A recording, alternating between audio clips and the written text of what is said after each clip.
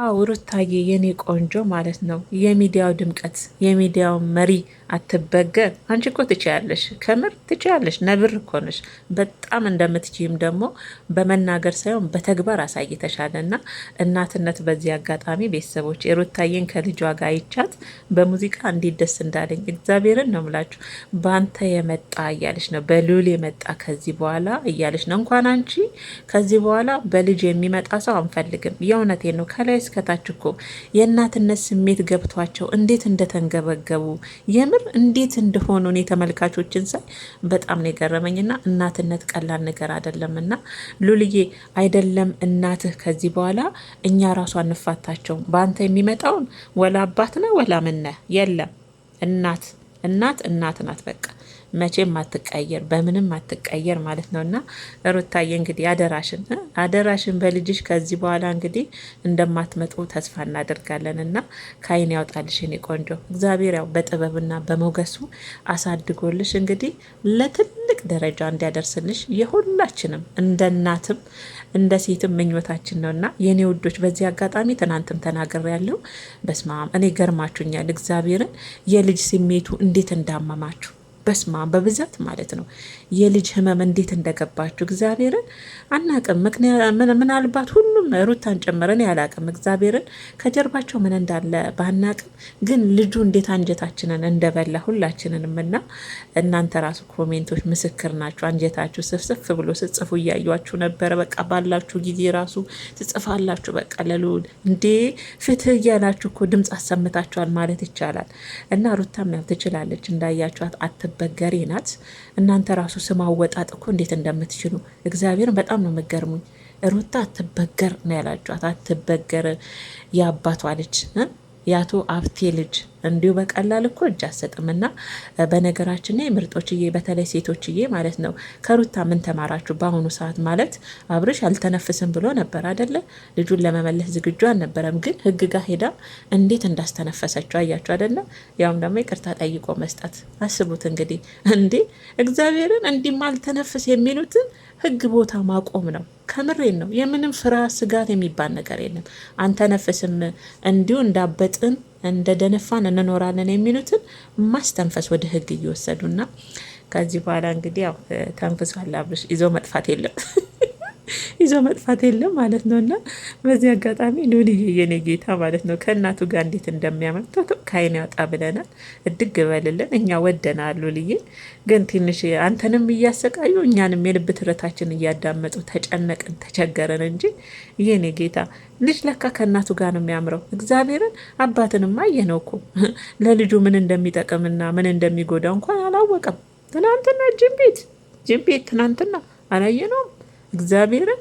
እና በዚህ አጋጣሚ ሩታዬ ልጅ ስለተመለሰ ያው ከላይ እስከታች ኮሜንት ሳይሰለቻቸው ሳይደክማቸው ልጅሽን አባቱ ከወሰደው ጊዜ ጀምሮ አብረው ከአንቺ ጋር ድምጽ ሲሆኑ እንደ ሴት ሲሰማቸው የነበሩ እህቶቻችንን ከምር እኔ በጣም ነው ያከበርኳችሁም የወደድኳችሁም እንደ ሴት።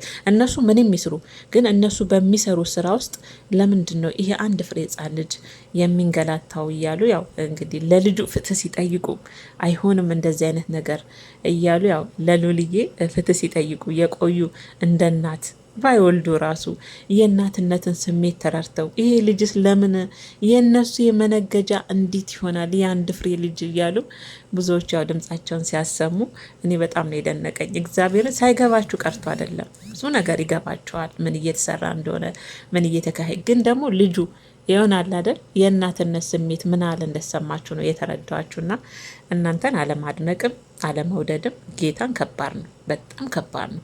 ሴትነት ማለት ይሄ ነው። የአንድ ሰውን ህመም የሴትን ህመም መረዳት ማለት ነው። እግዚአብሔርን ነው ምላችሁና ሉልዬ እንግዲህ ከእናት ጉያ ስር ገብተሃል። የእናትን ጠረን እያጣጣምክ እንግዲህ ያው 3 ቀን 4 ቀን ብለዋል እንግዲህ ከሩታ ከተነጠለ ያችንም እንግዲህ ወተቷንም እንዳትለቅ በደንብ መግመግ የ3 ቀንና የ4 ቀን ተወጣ እና ሩታዬ ልጅሽን እንግዲህ ስለመለሽ ወደ ቤትሽ በጣም ደስ ብሎናል። ከዚህ በኋላ እንከባበር ከሁላችሁም ጋር እግዚአብሔር እንከባበር። ግን ማለት ነው ሄርሜላ ማለት ነው የኔ ቆንጆ አሁን ባለፈ ወተትና ፓምፐርስ ልገዛ እየሄድኩ ነው ብላ ነበር። ምን አለ ብትወልጂ እውነት ወልደሽ እንዲህ እንደሩታ በአንተማ ቀልድ የለም አያየ ብትይ እኛን ራሱ ብታስፈራሪ ከምር ሄርሜላዬ ብትወልጅና እንደ ሩታ በሷ ልጅ ቁልጭ ቁልጭ ከምትይ ያው አብርሽ ለወደፊት ሀሳብ አለን እያላችሁ ነበር አይደለ? በቃ ውለዱና በሰው ልጅ ቁልጭ ቁልጭ ከማለት የሰው ልጅ እየሰረቁ ከማንገላታት ከማሰቃየት ዩቱብ መሸቂያ መነገጃ ከምታደርጉ ውለጅለት፣ ለአብርሽ ውለጅለትና አብራችሁ እዛው ቁልጭ ቁልጭ ብላችሁ እዛው አብራችሁ አሳድጉ። ከዚህ በኋላ አብርሽም ነጻ ነህ ከኤርሜላ ጋር እንደፈለግ። እኛ ከኤርሜላ ጋር ለምን ወጣህ ለምን ገባህ አንልም። እንደፈለግኩን መብት ነው፣ የራስ ህይወት ነው። ግን የሩታ ልጅ አትንካ። አባት ብትሆንም በስነ ስርዓት ሄዳ አይተህ ውጣ። ጊዜው አይደለም ነው የኛ ጥያቄ እንጂ አባትነትን እንኳን እኛ የገዛ የልጅ እናት ታውቃለች አይደል? ስለዛ ማለት ነው አብርሽዬ፣ ከዚህ በኋላ እንግዲህ አንተም ሩታም ስነ ስርዓት ያዙ። አብርሽ ብቻ ሳይሆን ሩታ ራሱ በልጅሽ ከዚህ በኋላ ስነ ስርዓት ያዥ። እግዚአብሔርን ልጅ መነገጃና መቀለጃ መሆን የለበት ከምር እንዴ። የአንድ ፍሬ ልጅ ነገ ይህን አሁን ታሪክ ሲያይ ምን ይላል? ምን አይምሮ ውስጥ ይፈጠራል እንዴ? እናትና አባቴ ጭራሽ በኔ ገና በ6 ወር ለካ እንደዚህ ነበር እያለ ልጁ ላይ መጥፎ ጠባሳት እንዳታስቀምጡ መጠንቀቅ አለ። በራሳችሁ አጀንዳ ነው እናንተ እንደፈለጋችሁ ተፋተጉ እና ሉልዬን ብቻ ለእኛ ልቀቁልን። እኔ እኮ እንዴት እንደሚያሳዝን ልጁ ራሱ እግዚአብሔር እንዴት አንጀት እንደሚበላ እና እነ ብሩክ እንግዲህ መሸቂያ የለም ሰሞኑን እነ ሄርሜላ እነ ብሩክ እና አብርሽ በቲክቶክም በዩቱብም እንግዲህ የሉል አጀንዳ ተዘጋ። ትናንት ማታ መሸቂያ የለም።